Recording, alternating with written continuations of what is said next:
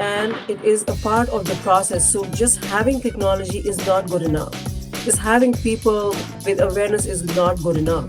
These things have to work. And the way they can work is if you lead out with an AI readiness impact assessment, and also understand that there isn't going to be anything in your company today that is impervious to AI, right?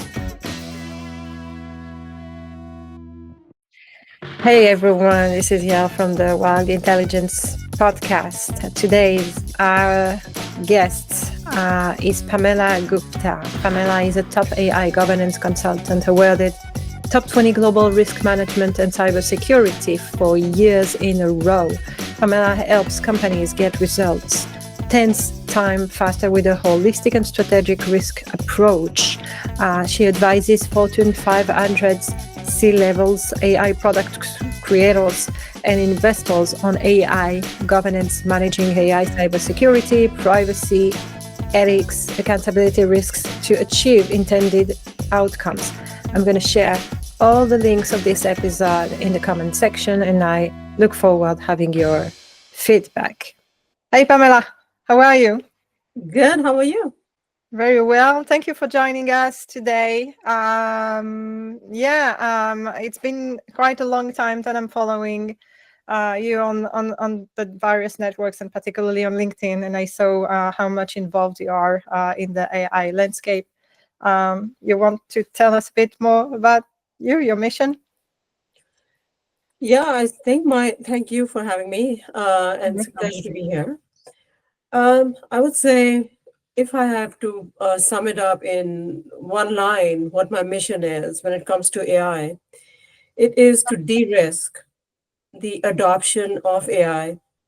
And the reason I lead out with how to de-risk is because we can gain the immense potential AI offers if we go into it with our eyes open, that this is not your standard static technology. There is a lot to be aware of, there's a lot to gain advantage of, but we can do it if only if we go into it with our being very aware of the risks and how to mitigate them.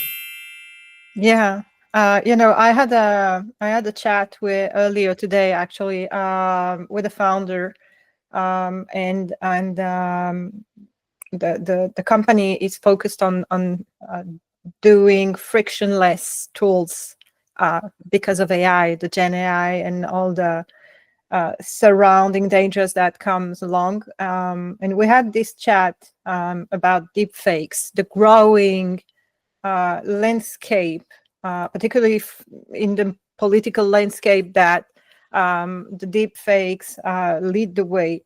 But how can we modelize? How can we imagine to address these challenges with the tools we have, and what is yet to be done to have a better implementation, more ethical, more responsible, regarding reputations, but also everything that's around personalities grow. I mean, with the growing dangers that we see. What's your take on it? What's your take on it? So let's, if we talk about the risk that come from AI, right? So there are two kinds of risks. One is what a risk can be there in when you are developing or adopting AI, Mhm. right? And in the product itself, is AI secure? Is it resilient? Is it trustworthy? That's one aspect. The other is from AI applications, can we have risk that we are not going to be able to discern very easily? That, for to your example on deepfakes, that is from AI created very well. I'll lead out with one example there. On so that it highlights why this is a risk that we can really be in awe of. Okay. Mhm. Couple of years ago, we had as a AI management risk management company, we done created a deep fake of a low a public figure and I won't name names, but just because he's very much in the news right now. um, but it was a TED talk, and so there was no background. We created a deep fake. It took us about 40 hours to create an exact replica of his voice and to say something that we, was a test, right? To Mm. see if we could create a Mm. deep fake. That was about 2.5, 3 years ago. Fast forward to last year. Do you know how much time it took us to create that same replica, but at a much, much more convincing and a better deepfake of his voice? Just throw out a guess. Probably 1 hour, a couple of hours. 3 minutes. Oh my goodness. 3 minutes. And it had the nuances, it has the Mm. ums and the, intonation. So that's why we need to pay attention to this, Yeah. right? This is not something that we can put it away, file it away as somebody else's problem. This is our problem, right? So deepfakes very much a application of AI by the bad actors, and it has implications at a societal level, right? It has implications at a business level, and it has then and so therefore it has implications at a global level for each Mm. and every one of us. We're already seeing issues with video calls where Yeah. they had stood up, and so business has suffered losses from you know, I think it was in Hong Kong or some the company, I forget the name now, but somebody joined, employee joined a call, and it was a video call with other members of their company, but none of them were real. But they were so portrayed, and they were, she was not able to tell that these were not real people, that they weren't actually there, that this was a deep fake. You heard of people getting a call saying, um, especially for the elderly, right? Yes. Yes. Your granddaughter is in trouble, Yeah. and I need this money, and it's in her voice, or it sounds like in her voice. So there's audio deepfake, there's a imagery, there's video deepfake. So we are so to your question, what do we do about that, right? So how do we mitigate and identify? And it's not going to be a silver bullet, as you can imagine, right? Mm. From my experience, there are a couple of things I would say. One is there are initiatives out there where companies who create or adopt or have a platform, for example, a Yeah. YouTube, or when they're putting content, that they have a some kind of a certification they're looking for, that and that's something that anybody who's publishing a video or it uh, or they would either do it themselves, or Yes. the platform provider would help Mhm. with that, checks and balances. Yeah. The other is awareness, right? And which is what we're doing here, which is, as citizens of a country, as employees in a company, um, we are aware that Yeah. are this can happen. So that's really Mm. important, and why it is just getting better and better. So it's going to be more difficult to discern if this is a reality or a fake. Yeah.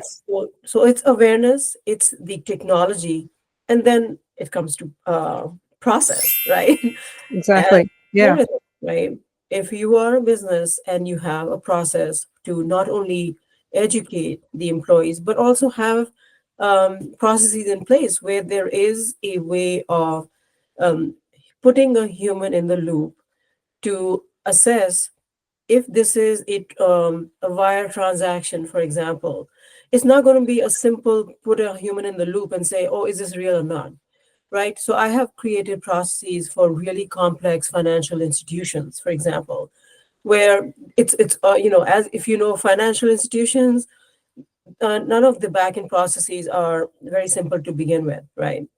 But it behooves us to take a look at through this lens of where can there be automation of fraud or automation of deception, and what is the risk, do the risk assessment, and that's the lens we all need to be going through, Mm, things through, and saying these are the back end processes. What technology do we have in place? I have seen mhm. technology in place, but there is a false sense of security because that technology is really not integrated into the decision making time, process time. Yes. Okay. So it is there, but it's not going to help you unless it is extremely agile and efficient, and it is a part of the process. So just having technology is not good enough. Just having people with awareness is not good enough.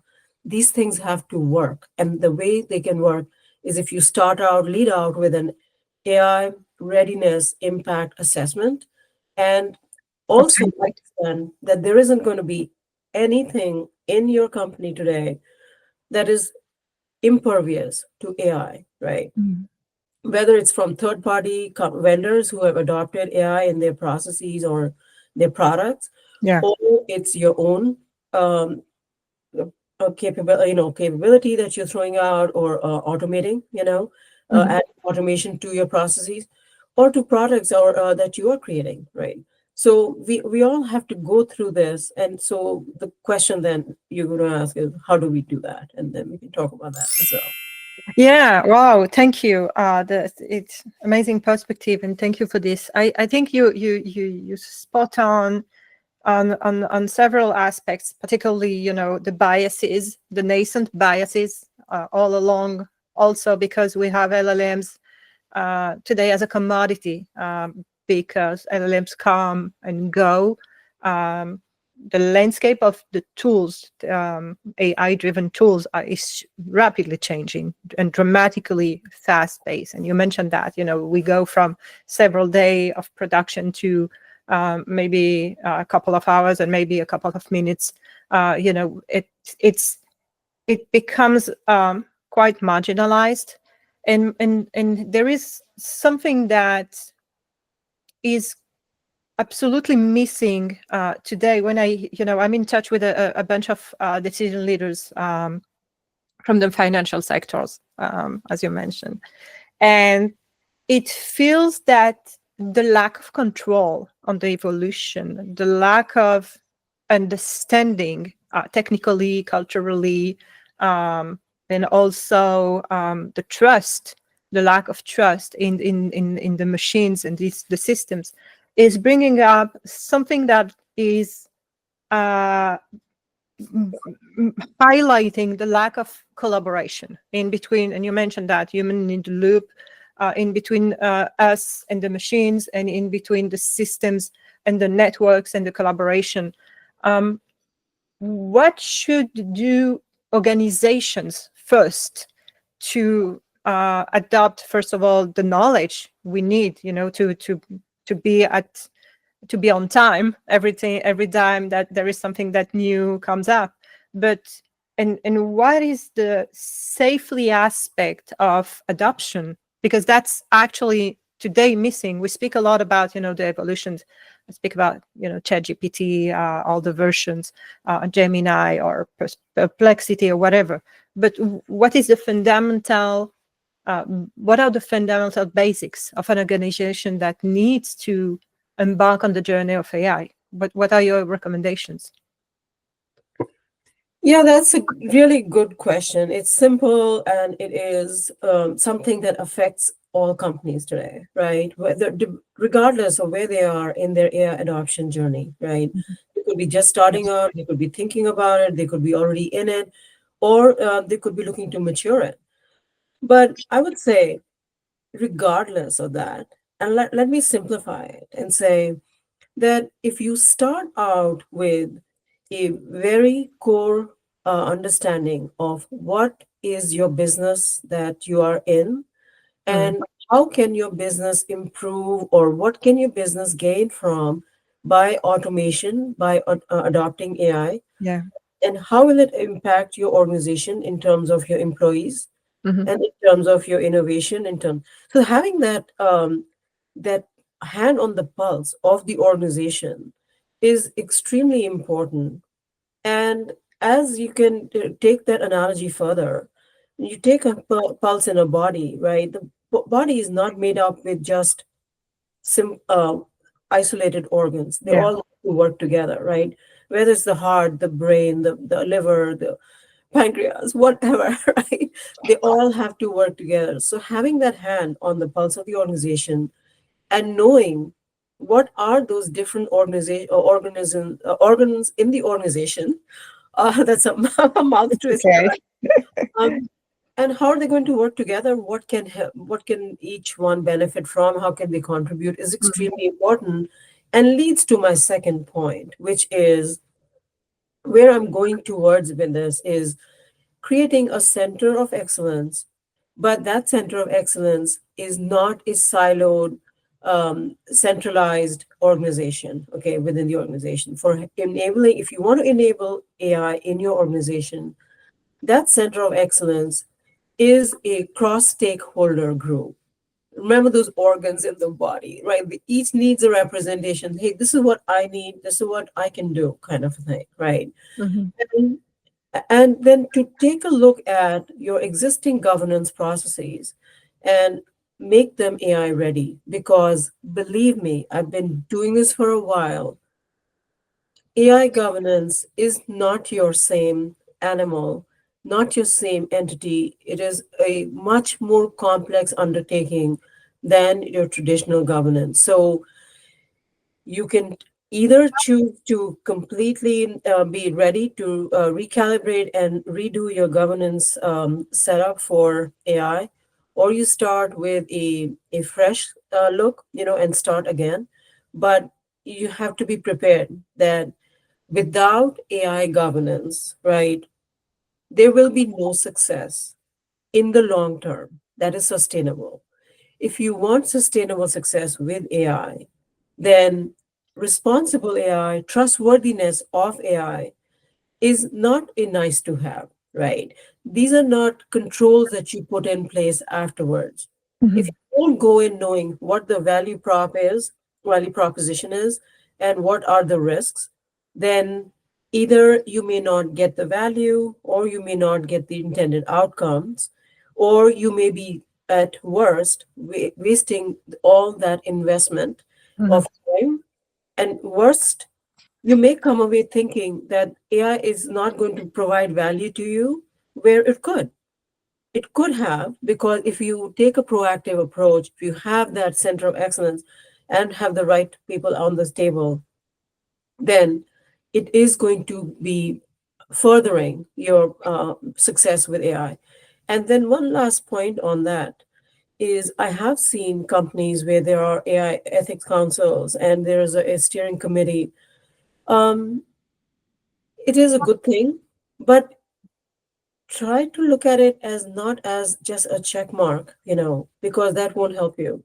If you need if you really want to make progress with that AI ethics council or the the centralized council, they have to know what their role is, and they have to be educated on the AI value proposition and AI risk so that they can bring from their area, let's say it's legal, let's say it's compliant, let's say it's business, for their particular area, then they can bring in the right um, perspective and the right controls or input, okay, so that it can shape, so it doesn't slow your progress down, but it actually will help with the right. Because I have seen councils where the members really didn't understand what they were supposed to do, right? Because this is, let's not mistake this. This is a complex area. AI is not simple, It's no fun.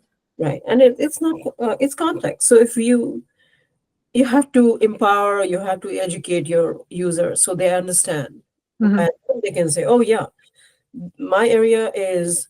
Let's say, and if we see some case studies of successful implementations, I think that can be a good place to start as well.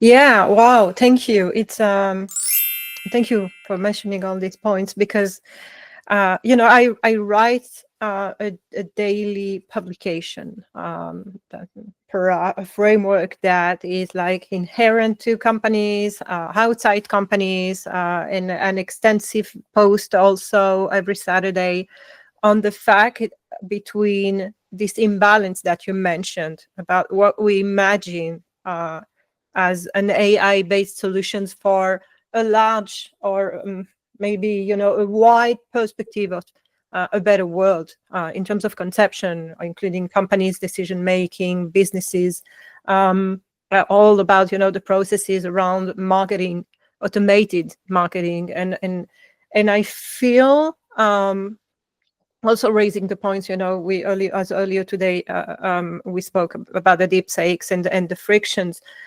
and the growing frauds. It, I feel that there is something that we miss, to be honest. And you mentioned that about the governance, the growing amount of data that is not structured, that we want to implement because we want to perform more.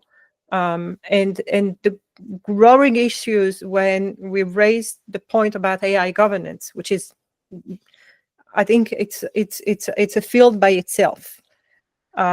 What should we?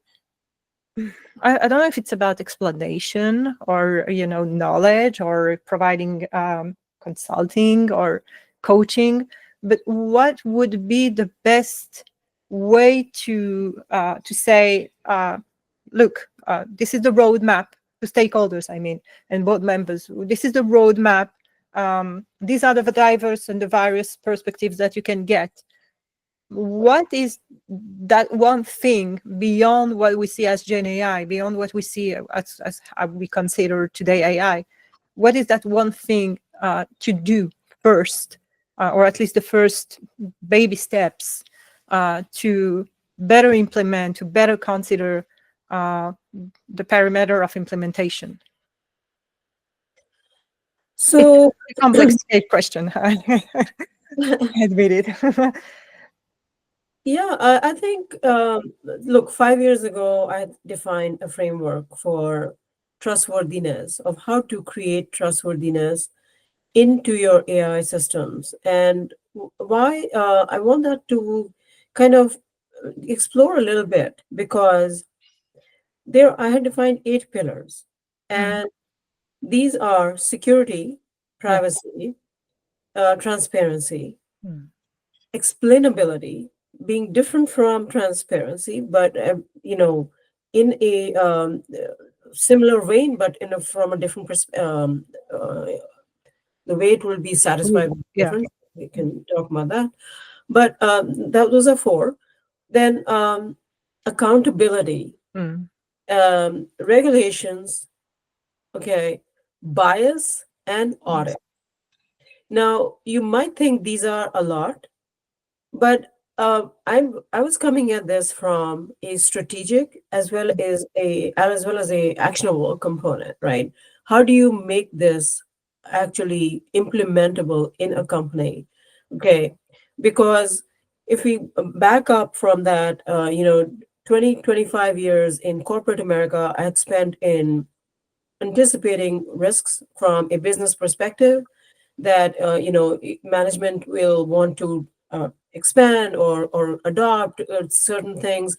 What are the risks going to be, and how do we anticipate them? And when I started taking a look at how is the business leadership going to be asking for implementing AI and automating functions and processes, and in implementing AI, where can the risk come from? And that's where I created this framework, coming from that perspective, in terms of what can go wrong, how it can go wrong, will be very context dependent. But that's the reason for saying that AI is so complex, right? There is a reason for that, right? Because this is not your static system where you create a GPS and system that says go from point A1 to point B, point A to B, and these are the this is the data you have, you consume it, and now you figure it out. This is where your path can be changing, right? Mm, So dynamic. It could be your and the points in themselves can be extremely dynamic. So you don't know what that point A was, and you don't know what that point B was, because now it has learned, it has changed. Okay. So how do you adapt to that? How do you create that approach? And so how do you do take what do you do with that one thing? That one thing is going to be those eight things in my perspective. That's the framework I created for a reason, and that was Mhm. just security would not be enough. Just privacy would not be enough. Depending on what you're doing and where your risk can come from, that's going to be extremely important to take that holistic approach, because you really cannot go back and retrofit a bias now into your data or into your algorithms. There's so many touch points when it comes to AI. And one thing also that we really you know, should kind of be aware of, when we take a look at the regulations around the world, and, the approaches the different countries are taking and regions are taking. If you look at EU, for example, it's taken a risk-based approach for what is unacceptable risk, Yeah. and the high risk and the low risk. But they're talking about when you are designing the system, that's the risk that you have in mind, okay, and that's Mhm. you plan for that. That could change, right? I Right. mean, things change all the time, and you might have implemented a system for one thing. Now, are you going to go back and do everything again if something changes? In the US, for example, the approach was around how do you develop, right? So you take everything into account, but then you're not taking really look at that risk-based approach. So is it a combination you need? But then if you have too many things, is it going to be an analysis paralysis, right? If you think about a caterpillar, 100 legs, you got to think of which leg comes first. You're not going to move, right? You Right. put too many legs on that centipede, I mean, they already have it, but if you put that centipede on a AI adoption, it's going to be difficult. So how do we plan for that? So that one thing, that was my way of, Mm. this is that one thing we do that impact assessment and figure out, and through that center of excellence, so you have that capability that, yes, we can make this happen capability in through the organization, that anybody is going embarking on an AI initiative, either wants to just play around with some ideas, or they want to take something for revenue which can be revenue generation impacting. Regardless, there is that central COE where you come to that center of excellence and say, okay, these are the data points, this is what we need to do, this is what we're planning to do, etc. And from that, establish, is it going to be a bias issue, and is it going to be a privacy issue? What is going to be the issue? How do we solve for it? And I will just say one thing: this is not a nice to have anymore, this is a must have. The And last one. Yeah. right, it's not something that is something you can put on, a couple of things at the end and retrofit it, like I said, as we have done in the past, right? Or your audit process, right? Or your governance process, which is what we started out with, saying that it is a radical shift in how we do that, because it's not something you do at the end, or if you do at a quarterly basis. This is something that you want to get the objective and the value and the intended outcomes, then you have to It's kind of integrate that at the very beginning and throughout.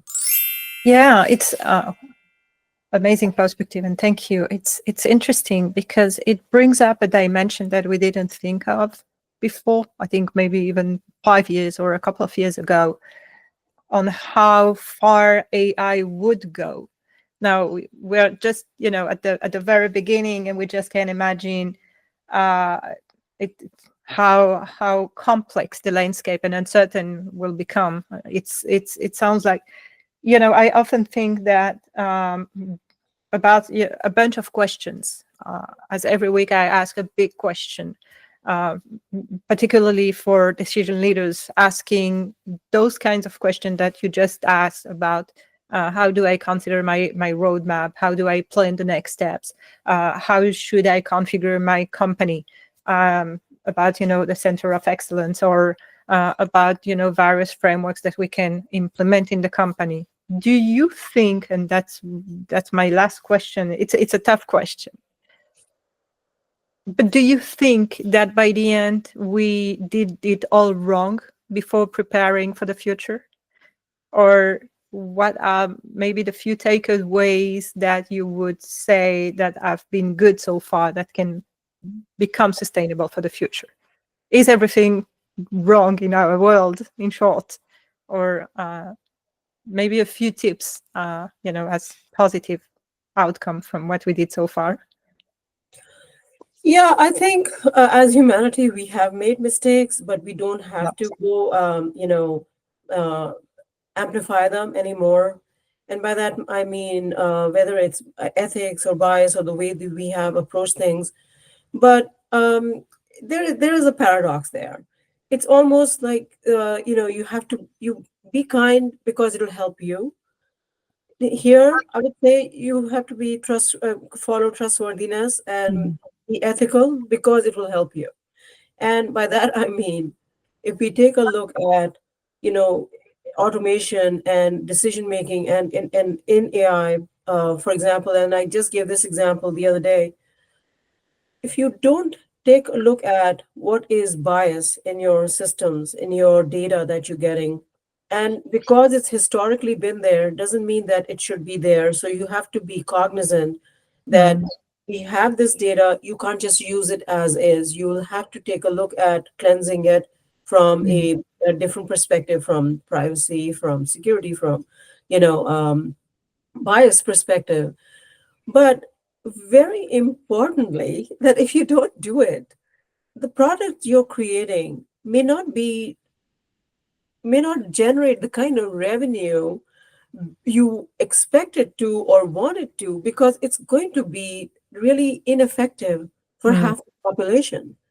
mhm. So if you want to, so I'm throwing this as a gauntlet, as as a business challenge out there, Yeah. that if you don't have the right data and you don't have the right process to make sure your data is not biased or Mm, skewed, or you don't have the right process in place to make sure that those things are being taken care of. And also, bias cannot just come from data, it can also come from algorithms. yeah. Right. So if you and when we are taking a look at generative AI now, and there is a lot of data that has already been created in as a part of those foundation models, for example, right?